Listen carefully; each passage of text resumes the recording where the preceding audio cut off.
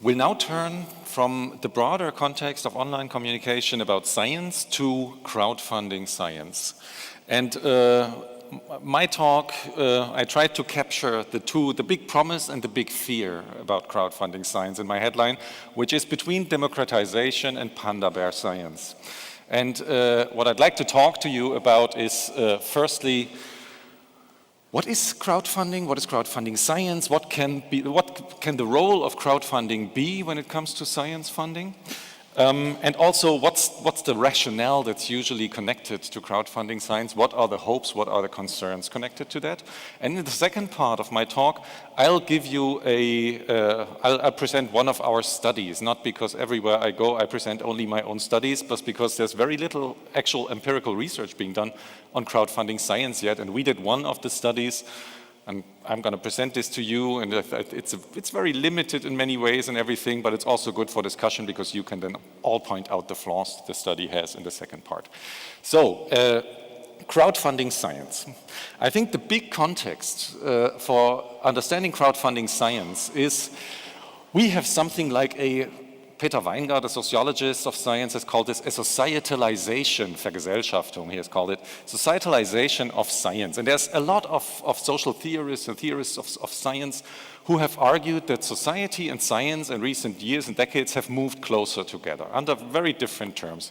And that has many different facets, and two of these facets, I think, are interesting for us here and for crowdfunding science. The first one is that science funding is changing. In many countries, funding levels for science have been cut or have stagnated, and the relation between public funding for science and third-party funding has also changed. Third-party funding has become more important to fund science as it's being done in many OECD countries, for example.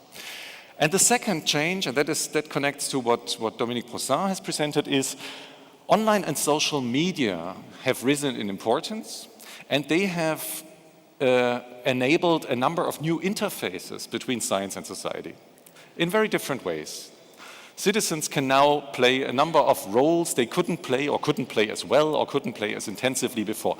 They can be observers of science in new ways. They can observe science in the making, in blogs and live streams and everything. They can be dialogue partners. They can discuss science with scientists in online fora or on Twitter or elsewhere. They can be watchdogs. They can be watchdogs in informal peer review or something that Dominic has presented, but also on plagiarism websites and elsewhere. They can be watchdogs. They can be communicators of science if they go to Wikipedia, for example, and explain CRISPR there. They can be co-researchers, citizen science. They can go to Galaxy Zoo and start categorizing galaxies, and so they can actually contribute to data selection and data analysis in science. And of course, they can be, and that's the topic that we are talking about here today, they can be funders. They can actually donate money to research projects that they think are worth doing. So they can actually be funders of science. And crowdfunding is the way of doing that. Crowdfunding, that's a definition of crowdfunding by Wheat and others who said that it's an internet-based method of fundraising in which individuals solicit contributions for projects on specialized crowdfunding websites, platforms. And the focus is on gathering many small donations from many people, from the crowd, rather than requesting a single large sum from, for example, the Swiss National Science Foundation. And crowdfunding drives usually have a limited time frame, from a day to a couple of weeks. They have a defined endpoint, so they know the amount of money that they actually want to get, and they try to collect this money from the crowd. And there, I think, in the literature you find 4 basic variants of crowdfunding, 2 of which are only mostly important for science crowdfunding. They are equity-based crowdfunding, mostly done, for example, for business projects that are crowdfunded, where donors invest in these projects and get dividends or shares in return. There's lending-based crowdfunding. Donors lend money and get interest in return. There's reward-based crowdfunding, where you give money to a project and you get some non-monetary rewards. That exists for science as well. You can visit the lab, or you can meet the researchers or do something in the lab that you can't normally do. And there's donation-based crowdfunding, where essentially you give money to something, to a scientific project, and your return is the feeling to support a project that you think is worth supporting.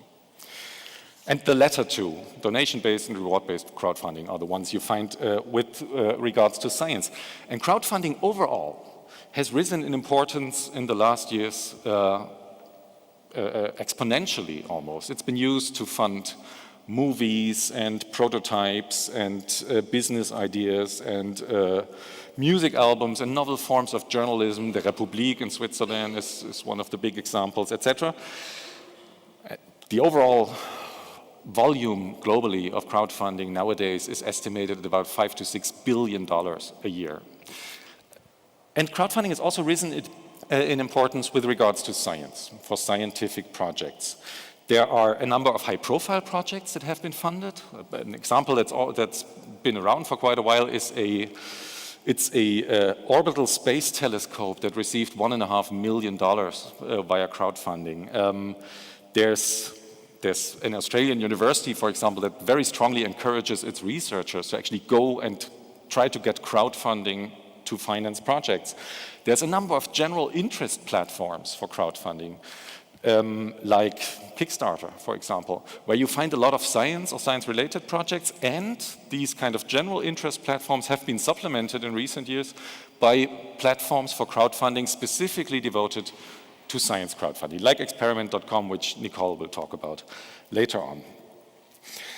And with this crowdfunding of science, there's two opposing sides in terms of commenting, thinking, reflecting about that. And the one side is highlighting the hopes that come with crowdfunding science. And the rationale is pretty much that they say, well, funding science is getting more difficult because science is getting more elaborate, science is getting more costly, funding is harder to come by. So crowdfunding can be maybe not an alternative, but an interesting supplement for many researchers, particularly maybe for young researchers, for smaller projects who have trouble finding funding for these smaller projects elsewhere, or for researchers in developing countries who can use crowdfunding as a means to get money. And the basic, or the more political rationale is the democratization of science funding. And the argument is, well, the traditional grant system is characterized as, and I'm quoting here, funding lower risk, longer term project given to older scientists. It's inefficient, it's risk averse, it's often political. The really interesting projects aren't funded there because the peer review mainstreams the projects that actually get through. So there's problems in the traditional system, and crowdfunding can solve that.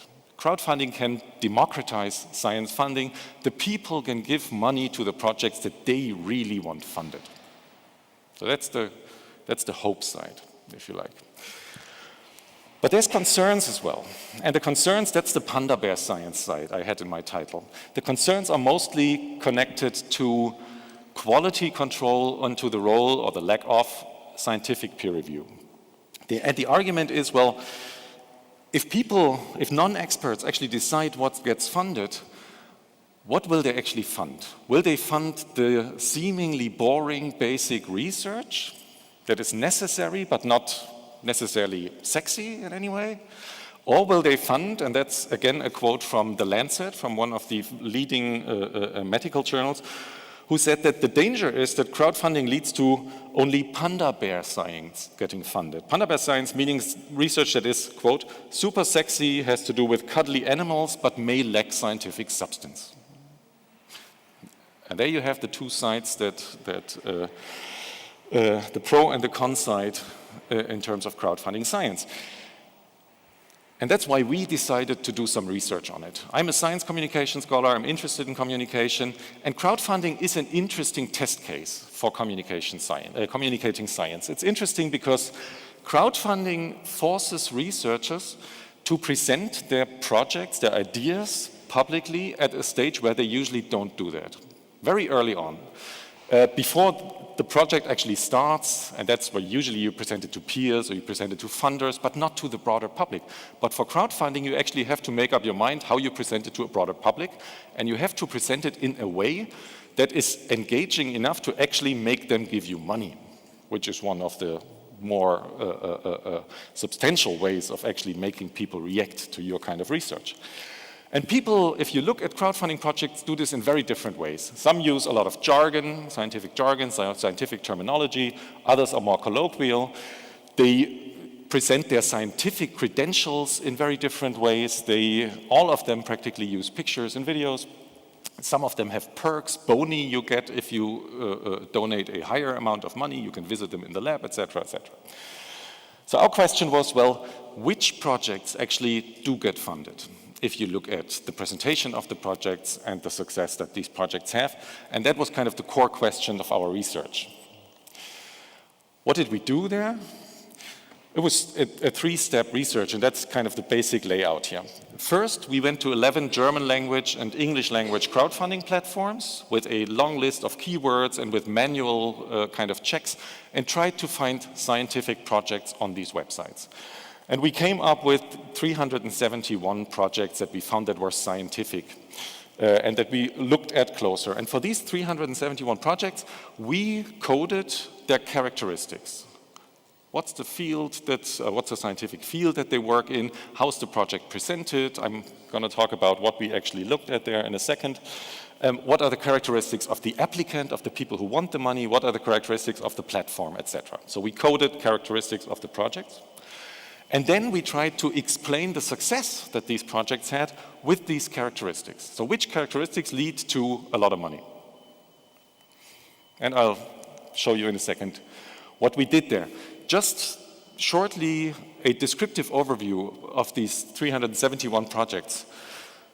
Of those, 2/3 were successful, 66% actually got the money that they wanted or more. They were mostly, the typical applicants were individual scientists, early career scientists from the STEM disciplines, so from the hard sciences, from natural sciences, from engineering, from maths, etc. On average, each project received $4,000, or the equivalent of $4,000, from 39 donors on average. And they mostly used this money, or wanted to use this money, for funding materials that they needed for their research, for field trips, etc., for data acquisition. So let's look at this kind of analysis that we did now. First, we had to find a measure for success of projects. And the success of crowdfunding projects is, well, getting the money that you want, which could be a yes-no kind of proposition. Well, do you get it or don't you get it? We used a little more elaborate measure here, which was proposed by Molek, who said, well, many projects receive less or even more than the money that they wanted. So you have something like what he calls a funding level. A funding level of projects which ranged among our 371 projects between 0%, some projects didn't get money at all, and 300%. Some projects got 3 times the money that they wanted. And this is our outcome variable. That's what we want to explain. How much money do the different projects get? And we used 4 groups of kind of variables derived from theory to actually explain that. The first block, here I called it the control variables here, is first the project's discipline, because we know that in media coverage, for example, certain disciplines get more attention from media, from journalists, because media and journalists at least have the impression there's audience interest there. Medicine, for example, is a discipline that always gets more attention than other subjects. We checked for the number of users on the respective platform. So for platform traffic, if there's more people, it could be that the chances of actually getting money is higher. And we checked if it's a general interest platform where you also find scientific projects, or if it's a science-only platform, like experiment.com, for example. The second set of variables is what we have called, what others actually have called, what Molek has called quality signals. I mean, and that's going back to these normative criteria of democratization and panda bear science. Assessing the quality of projects is actually kind of that's the holy grail here in this kind of analysis. But it's very difficult for us, but also for donors, to actually assess this quality, because it's very different projects, it's very different stages of the projects that you have there.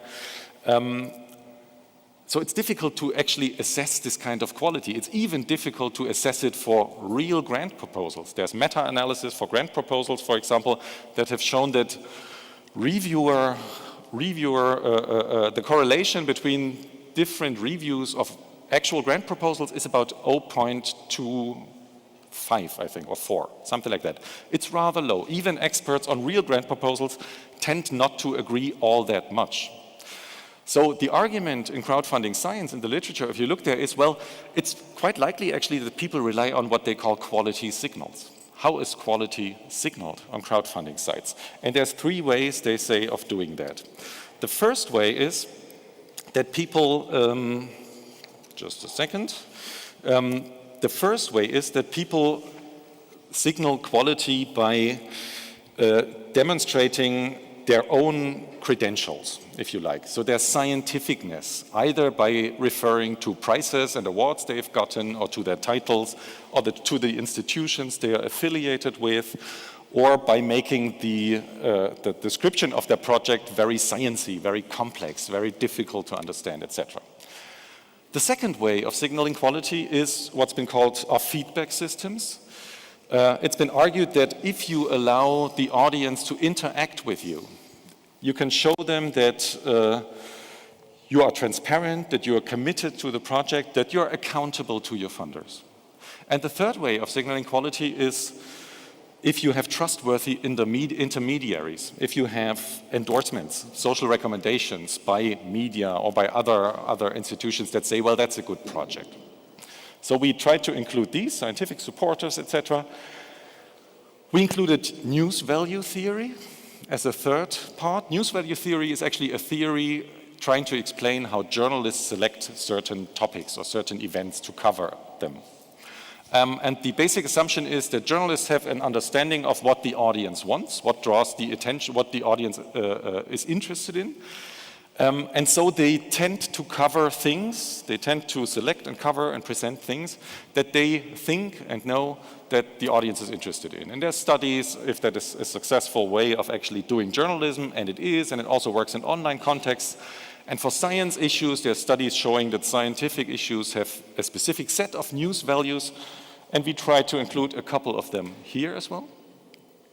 And the fourth part then is the willingness to pay online. If you want to crowdfund something, then you are in the more or less comfortable position that you have to donate money in an online context.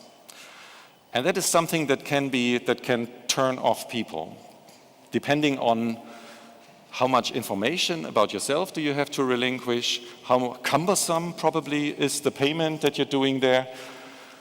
The amount of money has been shown in other fields to influence if people are willing to donate money for things. And perks. Do you actually get a reward is also something that is influencing willingness to pay online. You're more likely to do that if you get something for it, is the assumption. So we tried to relate all of these factors there to this funding level. And I'll quickly go through the results and show you what we found. First thing that's up there, we can explain this funding level quite well, actually, for a social scientific study. So the factors that we have in there are obviously quite strongly related to this funding level. But not all of them. If you look at the control factors, the discipline and platform traffic don't play a role, really, or no role we can show for project success. What plays a role is it a science-only platform? If you go to a science-only platform, like experiment.com, you're more likely to get your money, and that's quite, the arrow is bolder, that's quite a strong effect. Second, many of the quality signals don't seem to play a role for success of projects. What plays a role is if you make it a little more sciencey in the description, that seems to work, but it's a very weak effect, thin arrow. Interactivity plays a strong role. If you can interact with the scientists, that plays a strong role for them having success. News values. Many of them also don't play a role, but 2 of them do, and they are visualization and humor. If it's visual and if it's funny, these projects get more money. And final part, if you look at willingness to pay, what plays a role there are do you get something for it? Weak effect. If there are perks, people are more likely to, or boni, something you get for it, people are more likely to give money. And a strong effect is if the payment is cumbersome, if you have many steps that you have to do before you can actually donate money, people are less likely to give money for these projects. So, summing up, what we found are the influences on the success of scientific projects on crowdfunding sites are mostly, or I can do it as a hands-on thing actually, what we found, and Luc and Mirko can then comment on that in the workshops if that holds true also for the Swiss context. If you want to be successful, go to a science-only website, present your project in a funny, in a visual, in an understandable way, enable people to interact with you, and make it possible that donations are easy and anonymous. And if we go back to the overall kind of hopes and fears about crowdfunding, the democratization and the panda bear, and that's a very, very, that's a simplistic way of looking at that. But I think if you look at the evidence that we have found, then it's a little bit more like that. It's a little bit more the panda so far, because many of the scientific quality criteria, as far as we can measure them at least, don't seem to play that big of a role in determining what is successful, which projects are successful crowdfunding sites, whereas being funny, being visual, being et cetera, does play a role, and it's a little more the panda bear probably than something else. But we can discuss this. There's a number of limitations, as I've mentioned. Measuring project quality is always difficult. We don't know anything about donor motivations, about the donors themselves. That's actually something we will do in a study together with the Science Booster in the next month and years. And something you also have to say is crowdfunding volume is still rather low, at least in these countries. When all the 370 projects that we had there together collected $1.5 million, which is quite a bit of money, but which also, if you look to the Swiss National Science Foundation, is the equivalent of, let's say, 6 larger projects that they fund every year. So the volume is rather low. Let me thank you for your attention and a couple of people who worked with me on this project. And I'm open for a couple of clarifying questions now, and we discuss the bigger implications and everything later on. Thank you very much.